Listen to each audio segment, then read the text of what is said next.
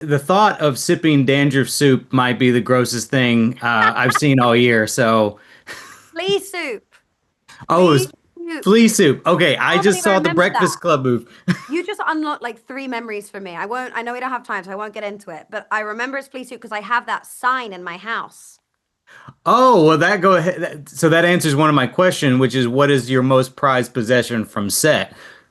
And this is an exclusive, by the way, because every time someone asks me, did you take something from set? I say no, because I genuinely forgot. And technically, I didn't take it. I had a friend steal it for me because I'm too scared of breaking the rules because I'm a rule follower. But I do, I have a sign. And that's probably the only thing from set in all my 20 years of working in this industry that I've ever taken, I But of think. all the things to, well, not take, you didn't take it, I but didn't your take to it. have your friend steal for you, Yeah. what a great thing. That sounds actually so much worse than me taking it. Be like, you commit this crime for me. Yeah, No, yeah, yeah. I want to say now that Fallout has become such a success, how many fans do you have screaming okie dokie out at you when you're in public? No one has screamed at me in public in a long time, Oh, good. which I'm super grateful for. Thanks, guys. People do say it to me, but people are generally very nice and very respectful, and they don't scream it, but they will kind of say it quietly, which is sometimes more creepy. If you're like passing someone at a market and they're like okie dokie, you're Yeah, like, oh, they just lean in. Okie because for a dokie. minute, I forget that I played Lucy in Fallout, and I'm like, "What do you mean?" Oh, it's from the show. So for the Yeah. first initial seconds, it's mildly terrifying, and then it's very sweet. They could be, they could be whispering much worse things to me. There are worse catchphrases I think that celebrities have shouted at them. Yes, I would 100% agree. Now, Lucy is pretty aghast at the level of violence that the ghoul dishes out. So, how do you think she looks past that and sees him as somebody worth saving? I think she has to in order to carry on. Sometimes we pull the wool over our own eyes, and it's Hmm. a survival technique, adaptation technique, survival mechanism, whatever you want to call it.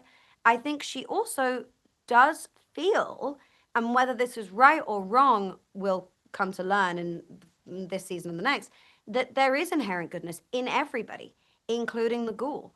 And I think that she sees a hope in him that actually possibly does reignite a bit of hope in him. It's sort of like no one's believed in him for a really long time.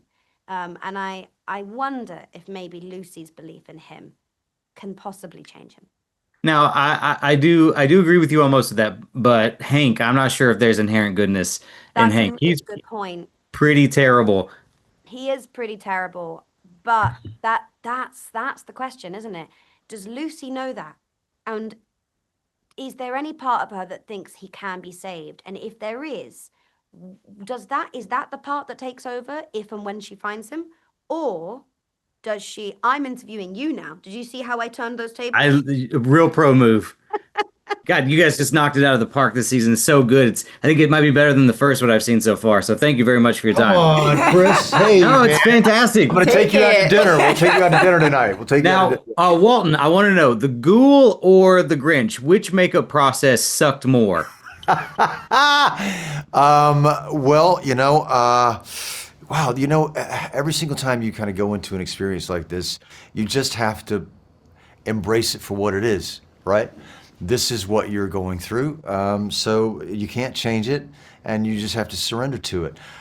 That's Luckily, how I felt that one time I got waterboarded. I was like, here we go. very similar. Both experiences feel the same way. Now, given how popular the Ghoul has become, has there ever been talk, even casually, of exploring, him in a spinoff, or is that something that you would even entertain, considering how involved the makeup process is? Oh God, we're so I'd in watch the it. infant left well, we're in the infant stage really of this experience. And luckily for us, and hopefully the fans feel this way, but we're already picked up for season three. I know how far this story has gone. I know what in our relationship, Francis and I, between Barbara and Cooper Howard, we're just scratching the surface. This really is the tip of the iceberg for where we could go in this world. So I wouldn't leave this world to have my own experience, anytime soon, because I want to see where we There we go. go. Yeah. Yeah, I love that. Yeah, I want to no. be here.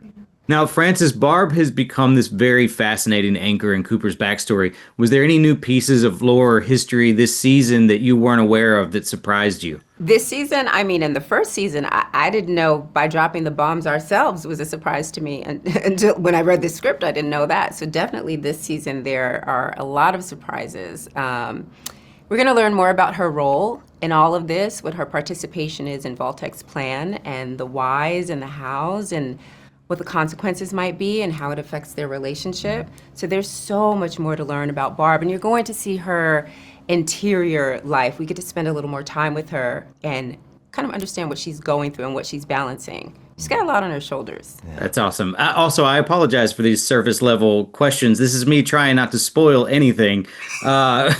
But doing a good job. Thanks, I appreciate that. Now, thanks to Fallout 76, fans actually got a peek at what the Ghoul might have been up to, in that missing timeline. I want to know, how surreal was that for you, Walton, to see the characters become so iconic that now he's crossed over into the actual games?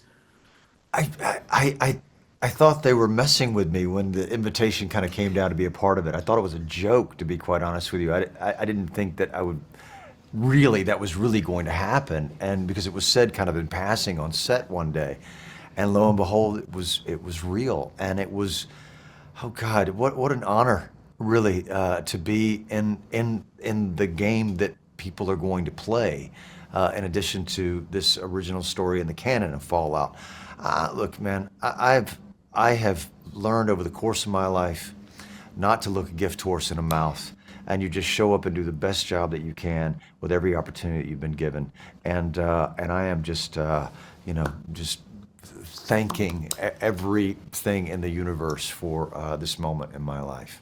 So, first off, I love the seasons that I've seen so far. I mean, I think I might even be loving it more than the first season, which is a huge compliment because I love the first season. And I also haven't seen this many exploding heads and scanners, so that's great.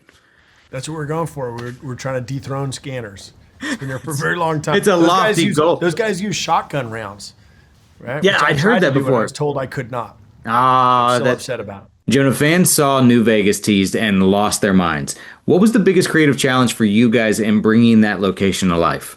I think you had a couple, right? And I think Geneva and Graham did a masterful job of figuring out how to, and actually came up with this sort of a beautiful way around the ambiguity at the end of the games. And I think as a player of the games, a lover of the games, and I played through New Vegas several times, you want to honor the investment that the players have put into those, but you have all these different ambiguous endings. And I love the narrative way in which our story picks up 15 years after the fact. You get the sense that part of the answer there is that, as with any conflict, every different faction thinks they won, which is kind of a beautiful end run around it. The bigger challenge for me, my end of the thing, was to try to figure out how to make that damn Deathclaw work. And I think with the partnership with incredible artists at Legacy, who also built the power armor for us, and the wizards at ILM, I think we came up with something pretty great. Now, Aaron, Maximus gets this incredibly heartbreaking backstory this season. How much of his backstory were you aware of last season, and did reading it cause you to recalibrate your performance in any way? Oh, no, I was fully aware of it, actually. I mean, the whole backstory as it exists now was told to me. And I find it beautiful. I mean, it's just a testament to the wonderful storytelling that Graham and Geneva are doing with these scripts. Is, there's this thing that Maximus has always been in conversation with, and our audience now gets let in to a little bit of those secrets. And there's more that they've had from the beginning that we'll continue to reveal for the fans of the show. That's amazing. Jonah, have you had any thoughts or discussions about exploring the Ghoul or Maximus in any other mediums? Because what I'm trying to say is I would love a comic book with some of these characters. Ooh. Now I've got a long and fruitful relationship with the comic book business, and I think I would be just as excited. I think is it public knowledge now about Noreen? I'm trying to make eye contact with you. Would Walton in the game? Yes, I knew about that. Yeah. Thank you.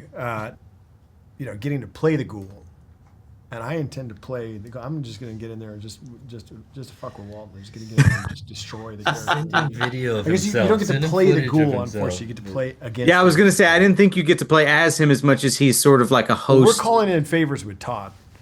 And I'm going to, and we'll send Walton some videos. No, I think a comic book would be amazing. This is what's so exciting about what Geneva and Graham have created here with the story, and what was so exciting for us about the adaptation in the first place was part of what makes Fallout so great is that each game is a different story, all set within this larger story. And so it's been so exciting to watch that. That means for the adaptation for the show, there was an opportunity to tell an original story, which as a fan of the games was exciting to me because you want to be surprised every once in a while.